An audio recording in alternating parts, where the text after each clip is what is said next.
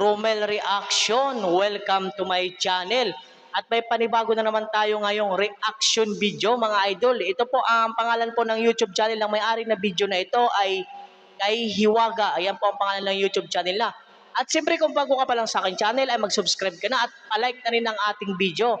Ang kwento na po ito ay tungkol po ito sa San Juanico Bridge kung saan daw ay marami ng batang inalay or dugong inalay, ganon. At panoorin natin yung video at huwag natin itong patagalin. Tirahin na natin ito bago patirahin ng iba. Let's play. Okay, ito na.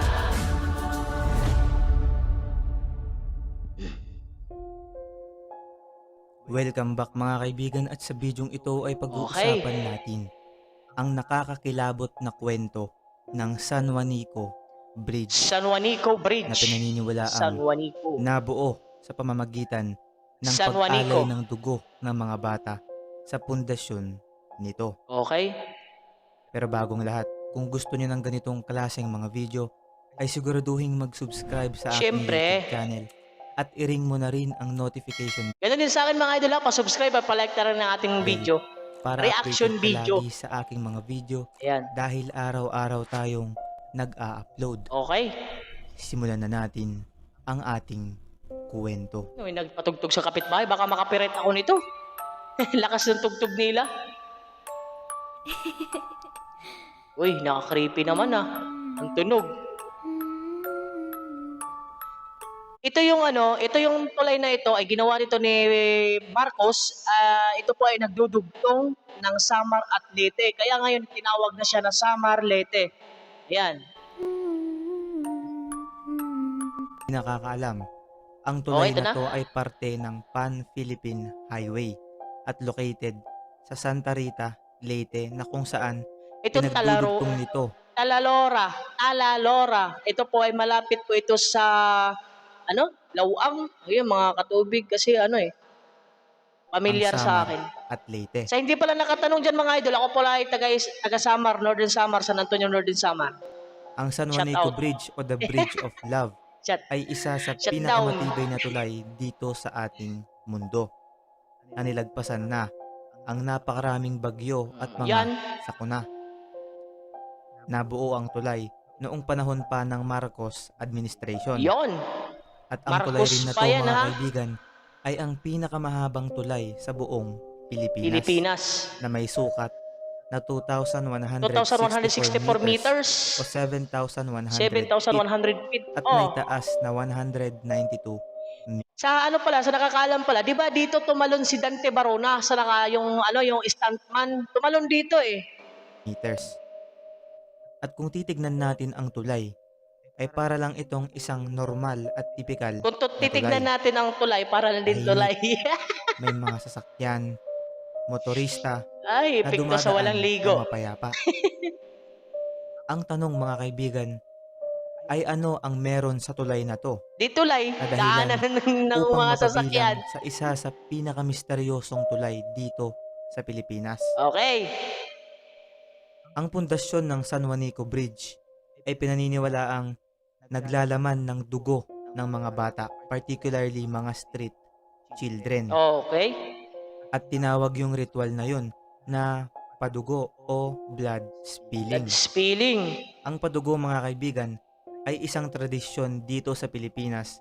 Sa amin, sa Samar, tradisyon talaga na sa isang bahay ay magpapadugo ka. Pero hindi naman tao ang ipapadugo doon, kundi sa amin manok lang o kaya mga saboy-saboy ng mga dugo ng manok o kaya tinatawag na cross.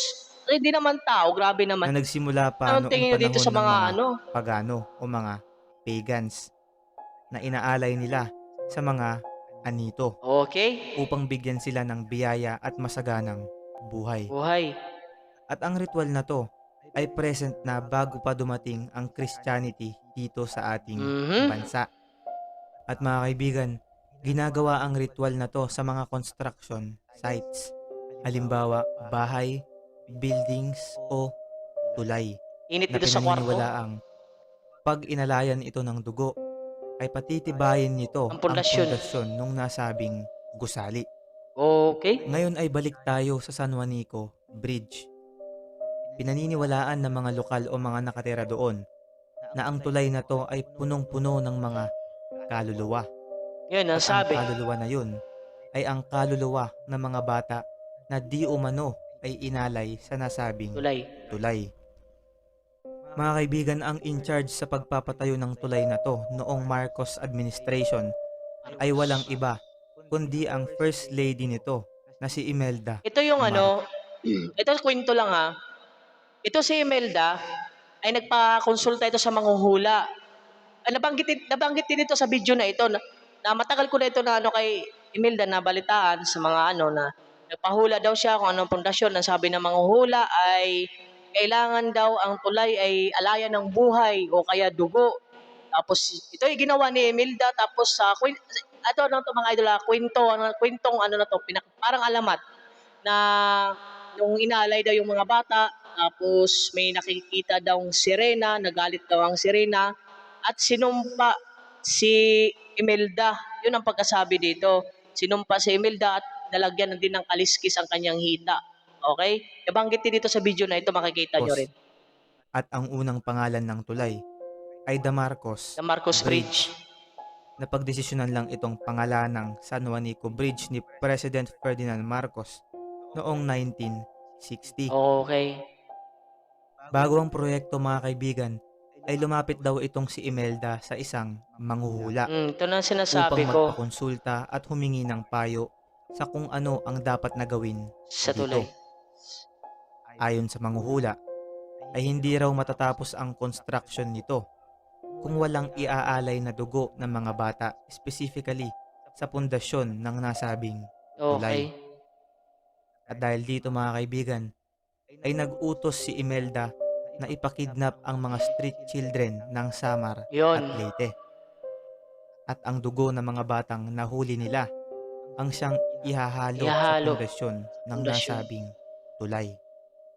Yun ang At sabi. ang katawan nila ay pinaniniwalaang tinapon sa mismong river nito.